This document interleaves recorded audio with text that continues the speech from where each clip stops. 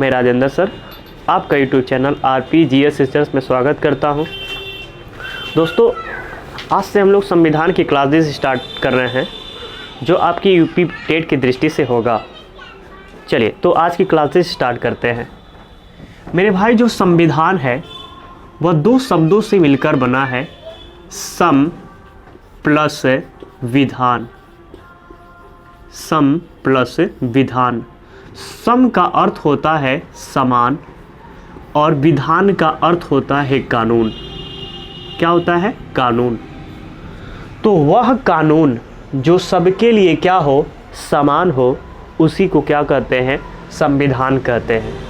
या इसको दूसरे परिभाषा में देखा जाए, परिभाषा से ऐसे तो क्वेश्चन नहीं बनता है आपके, लेकिन देखते हैं परिभाषा। तो एकदम सीधे लैंग्वेज में या एक शब्द में बोले तो कहेंगे यह कानून का सर्वोच्च संस्था है। सर्वोच्च संस्था है। यह कानून का सर्वोच्च संस्था है। यह एक लाइन में आपका परिभाषा हो जाएगा किसका? संविधान का। जो संविधान है वह कानून की सबसे सर्वोच्च संस्था है, सबसे बड़ा पुस्तक है कानून का। मेरे भाई, जो भी आपका संविधान का उदय हुआ है, अगर जन्म इसकी बात करें, संविधान का उदय या जन्म कहाँ हुआ है, तो मेरे भाई संविधान का उदय या जन्म इंग्लैंड में हुआ है। कहाँ हुआ है? इंग्लैंड में हुआ है। मेरे भाई, संविधान के 3 अंग भी होते हैं जिसके तहत आपके पूरे देश में संविधान की दृष्टि से कार्य किया जाता है।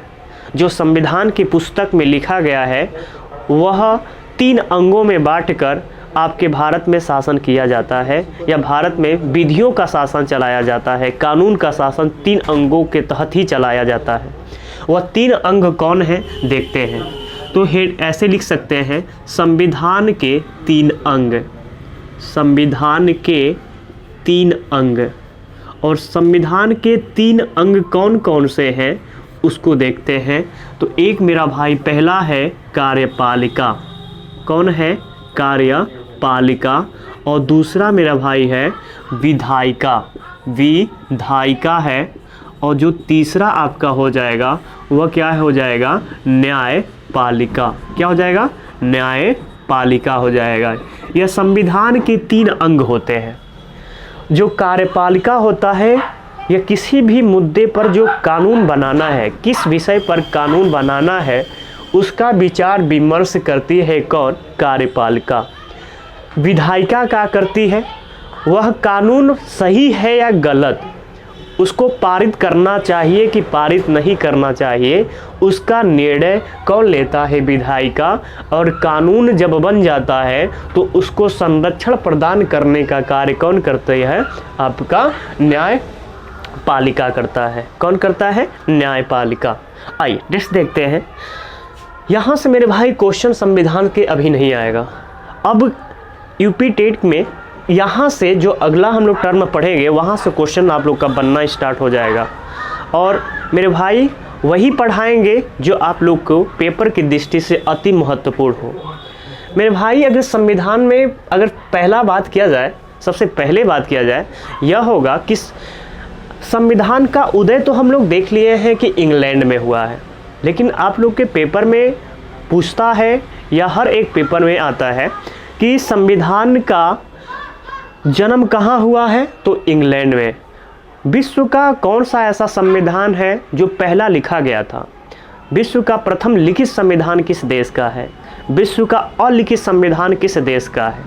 विश्व का सबसे बड़ा संविधान किस देश का है? तो ऐसे ऐसे मेरे भाई क्वेश्चन पूछता है। तो आइए हम लोग देखने का प्रयास करते हैं कि विश्व का पहला लिखित संविधान किस देश का है। तो आपका हो जाएगा अमेरिका का। आइए देखते हैं। विश्व का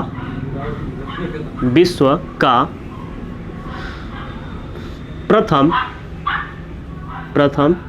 लिखित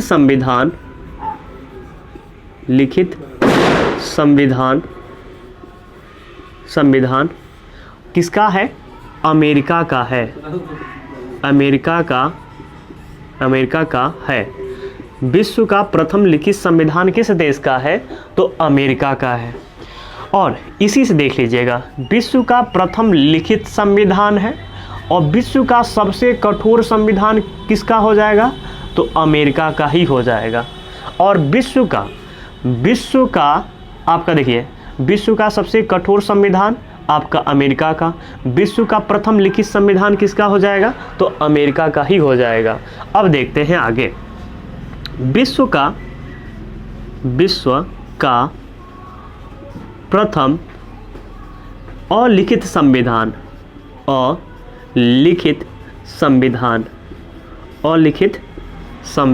किस देश का है मेरे भाई? तो हो जाएगा आपका इंग्लैंड का है, इंग्लैंड का, या ब्रिटेन कह सकते हैं, ब्रिटेन का है, या इसी को यूनाइटेड किंगडम कहते हैं। तो लिख सकते हैं यूनाइटेड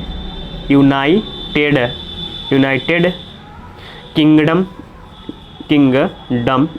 और भी है किंगडम, या न्यूजीलैंड का भी है, न्यूजीलैंड जो आपका सऊदी अरब है, सऊदी अरब का भी जो आपका संविधान है वो अलिखित है, सऊदी अरब। तो यह सब क्या है? अलिखित है। लेकिन विश्व का प्रथम लिखित संविधान पूछे तो इंग्लैंड का संविधान है, उसमें ही कठोर है। अलिखित संविधान मतलब इसका भी अलिखित है, न्यूजीलैंड का है, सऊदी अरब का है, यह सब का भी क्या है? आपका जो संविधान है वो अलिखित है। विश्व का सबसे लचीला जो संविधान है वह किस देश का है? तो विश्व का जो लचीला संविधान है वह किसका हो जाएगा? आपका इंग्लैंड का। किसका हो जाएगा मेरे भाई? इंग्लैंड का। तो जिसका लिखित है उसका कठोर है, जिसका अलिखित है उसका क्या है मेरे भाई? लचीला है। अब देखिए भारत के संविधान से कैसे क्वेश्चन पुट कर सकता है, तो पूछेगा विश्व का सबसे बड़ा व लिखित संविधान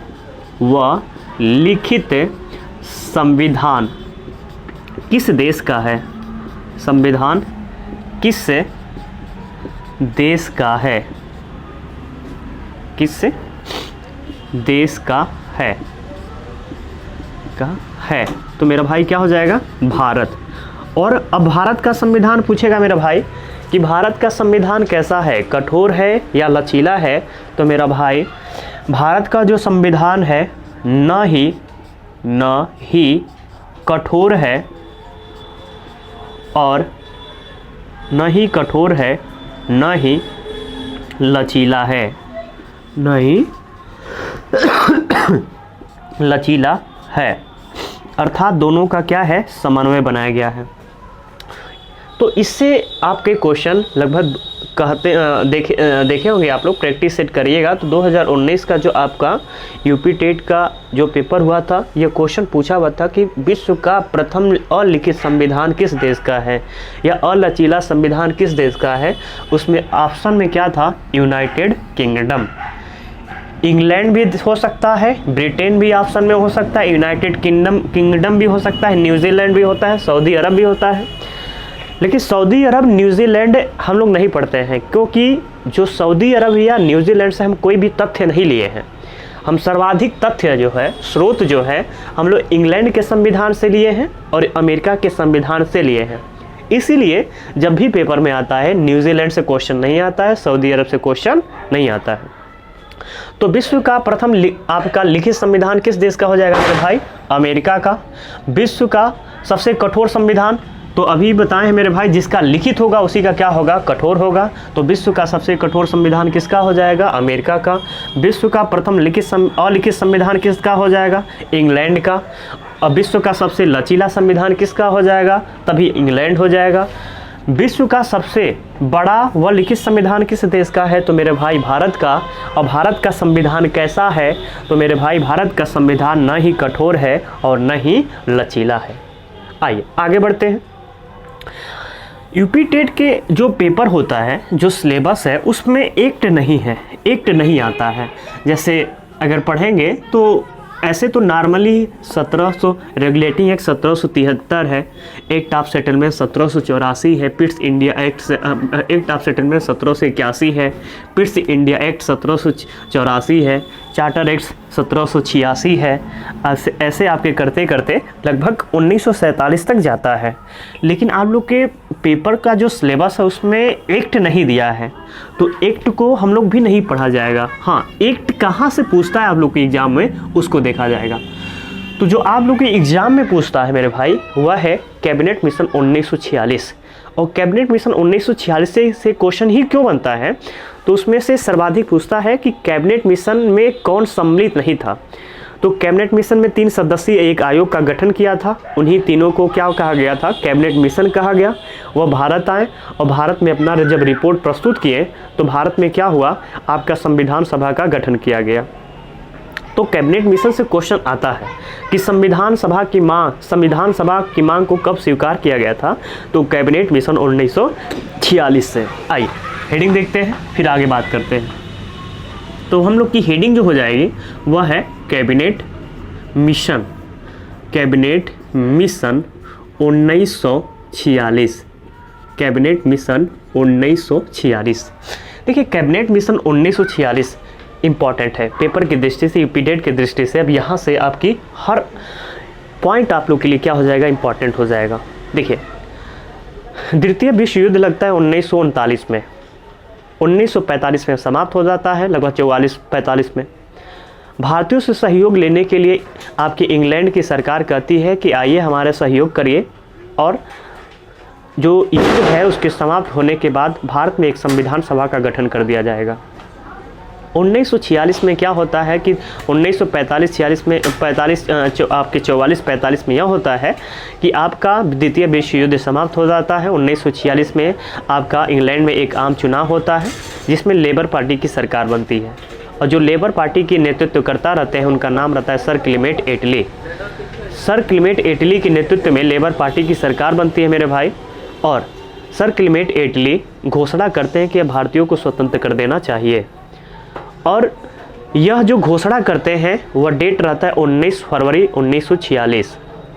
और एक 3 सदस्यीय आयोग का गठन करते हैं जिसमें पैथिक लॉरेंस, एवी अलेक्जेंडर और सर एस्टोफोर्ड क्रिप्स। ये इन तीनों ही का नाम बड़ा फेमस है। चौथा दे देता है कि कैबिनेट मिशन में कौन सम्मिलित नहीं था, इसीलिए इस मिशन को या कैबिनेट मिशन को पढ़ते हैं हम लोग। तो आइए इसकी शुरुआत करते हैं। देखिएगा द्वितीय विश्व युद्ध के बाद, द्वितीय विश्व युद्ध के बाद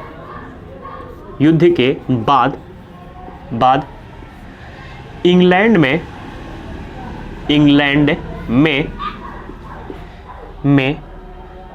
चुनाव होता है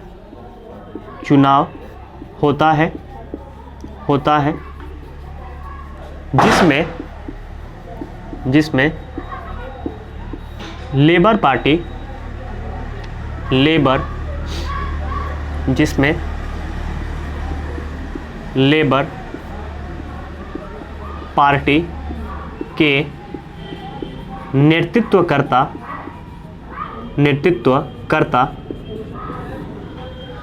सर क्लीमेंट एटली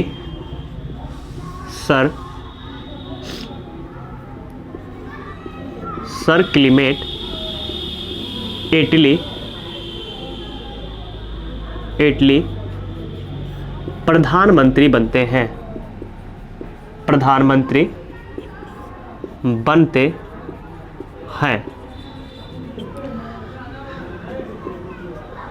प्रधानमंत्री एटली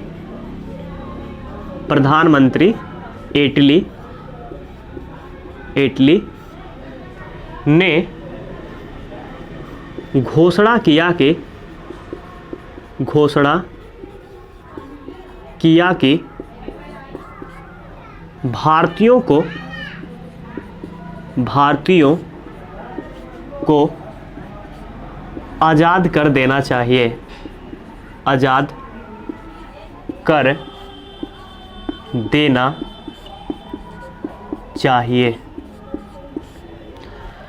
और यह कब बोले थे, तो आपका 19 फरवरी 1946। इसके लिए क्या होता है कि 3 सदस्यीय एक आयोग का गठन किया जाता है, जिसमें पैथिक लॉरेंस, सर एस्टोफोर्ड क्रिप्स और एवी अलेक्जेंडर रहते हैं। आइए लिखते हैं इसमें। इसके लिए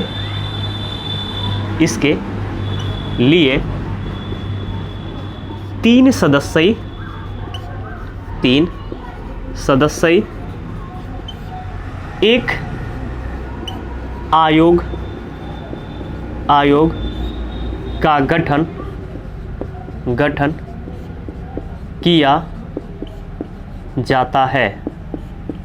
किया जाता है, जिसमें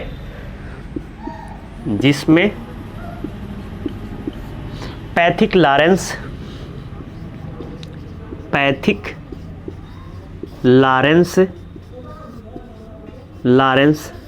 ये क्या रहते हैं? अध्यक्ष। पैथिक लॉरेंस अध्यक्ष, सर एस्टोफोर्ड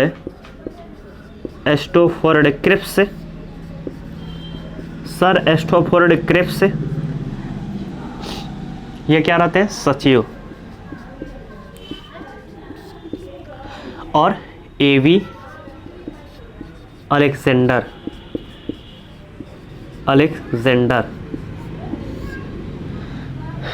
जिसमें पैथिक लॉरेंस अध्यक्ष, सर एस्टोफोर्ड क्रिप्स सचिव, एवी अलेक्जेंडर ये सदस्य कर लीजिएगा थे। इन तीनों को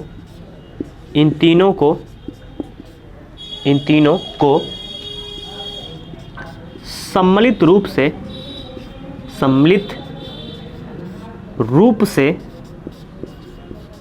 से कैबिनेट मिशन कहा गया।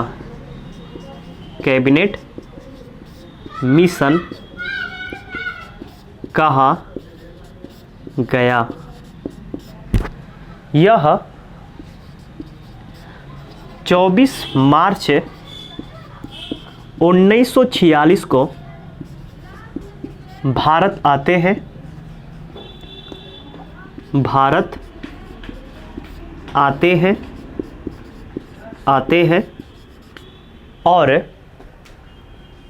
और 16 मई 1946 को अपना रिपोर्ट प्रस्तुत करते हैं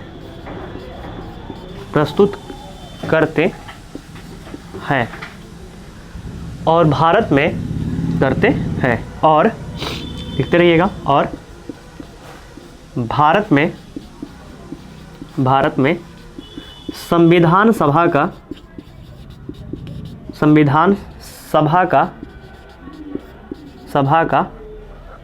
गठन होता है। संविधान सभा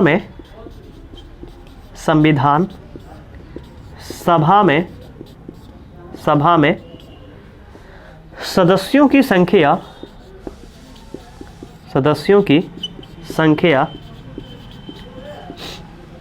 389 निर्धारित की जाती है। यह इम्पोर्टेंट है सब। अब यहाँ से आप लोग का एक भूमिका बन गया आज के लिए। इसके बाद आप लोग का जो भी आएगा एक एक पॉइंट आप लोग के लिए अति महत्वपूर्ण रहेगा। अब देख लीजिए, थोड़ा सा समझने का प्रयास करिएगा। द्वितीय विश्व युद्ध 1939 में मेरे भाई लगता है, 1944-45 में समाप्त हो जाता है। उसके बाद इंग्लैंड में चुनाव होता है, जिसमें लेबर पार्टी के नेतृत्व करता रहते हैं सर क्लेमेंट एटली। वह क्या होते हैं कि प्रधानमंत्री बनते हैं। प्रधानमंत्री बनने के बाद यह घोषणा करते हैं कि भारतीयों को अब आज़ाद कर देना चाहिए और 3 सदस्यीय एक आयोग का गठन करते हैं, जिसमें पैथिक लॉरेंस, सर एस्टोफोर्ड क्रिप्स और एवी अलेक्जेंडर, यह तीनों को सम्मिलित रूप से कैबिनेट मिशन कहा गया है। और यह भारत में आते हैं 24 मार्च 1946 को और अपना रिपोर्ट मेरे भाई प्रस्तुत करते हैं 16 मई 1946 को। और रिपोर्ट प्रस्तुत करने के बाद भारत में एक संविधान सभा का गठन किया जाता है और संविधान सभा में सदस्यों की संख्या कितनी निर्धारित की जाती है? 389।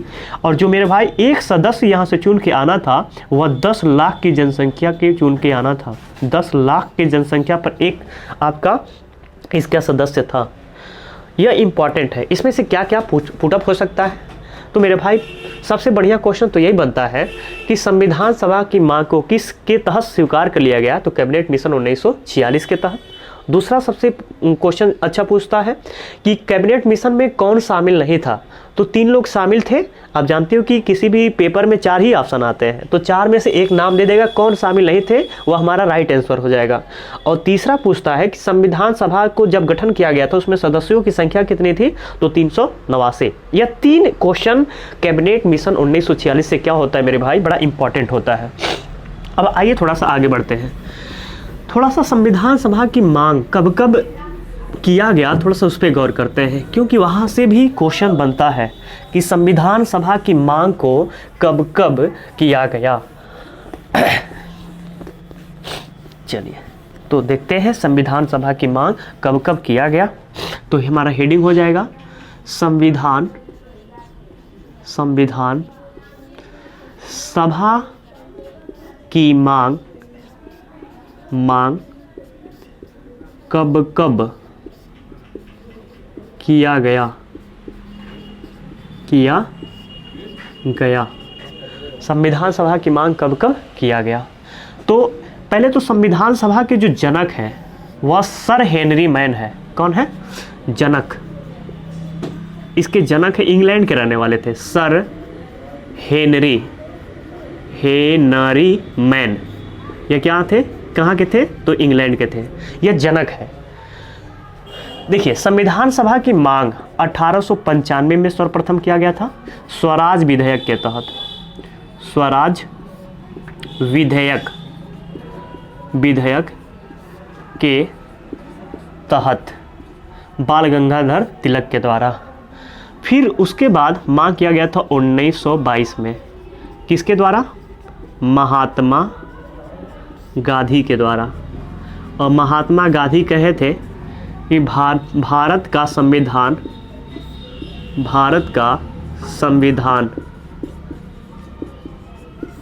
भारतीयों की इच्छा अनुसार होगा। भारतीयों के इच्छा अनुसार होगा। यह किसका कथन है? तो महात्मा गांधी का। 1934 में भी मांग किया गया था और करने वाले कौन है? तो महेंद्र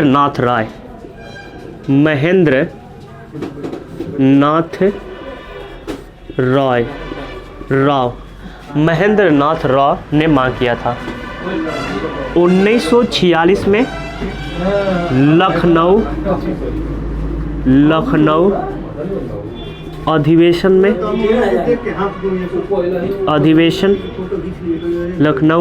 में अब मांग कौन किए थे? पीटी नेहरू। 1940 में भी मांग किया गया था। और मांग किसके तहत किया गया था? अगस्त प्रस्ताव के तहत मांग किया गया था। 1942 में भी मांग किया गया था क्रिप्स मिशन के तहत। मिशन के तहत 1946 में भी मांग किया गया था कैबिनेट मिशन के तहत। और इसके तहत क्या किया गया था? स्वीकार कर लिया गया।